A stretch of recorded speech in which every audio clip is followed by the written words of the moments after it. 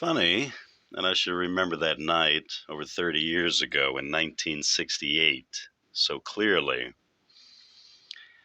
I was at a gathering of friends at the Topanga Canyon, California, home of my business associate. He was my partner in a herbal sales and distribution group. Remember, this was the 60s, folks. All who were there had been sampling our firm's product for several hours. At that stage in the evening, we were unanimously agreed that our new product would do well in the marketplace. We were singing its praises. It was a jolly, festive moment. My friend then took me aside and asked me if I would like to check out a book written by Venusians. This person had known me for years and was well aware of my interest in science fiction. He also knew that no other approach would have caught my attention at the time. He took me to his study at the back of the house, sat me down at his desk, and put the Doors' first album on the phonograph. He laid before me a rather large blue book and said, "This'll blow your mind." That was new slang at the time. I asked him what the heck Urantia was, and he replied with a knowing smile. "It's the name of the planet we live on."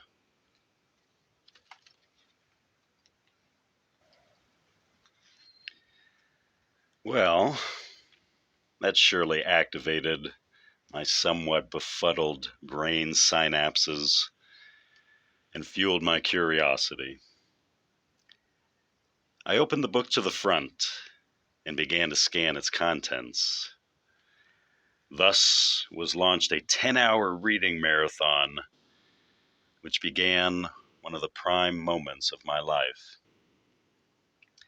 With Jim Morrison playing in the background and surrounded with musk incense and the sweet odors of our herbal product, I began reading one of the few books that has remained a favorite for over 30 years.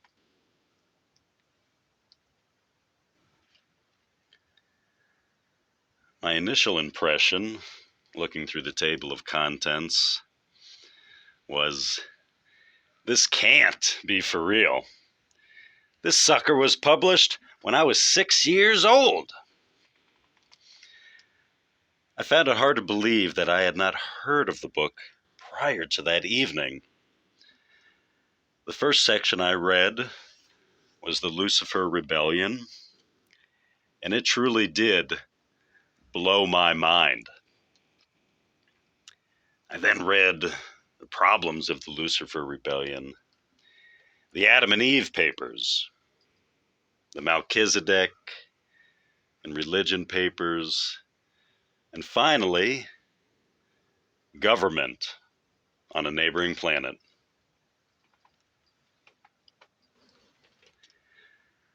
When I came to around 10 o'clock the following morning and closed the book, I experienced a unique, paradoxical sensation. I knew I should be drained and exhausted, yet I felt so energized. I felt suffused with a sense of otherworldliness, but it was not disassociative as with chemicals. My overriding realization that day, and to this day, in varying degrees, was that we are all stuck on this, quote, third rock from the sun, unquote, together. The brotherhood of man became very real to me that day, and has remained so ever since.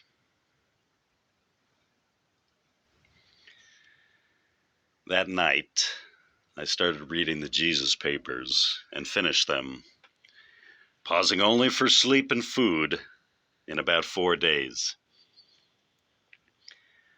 My view of Jesus was forever changed.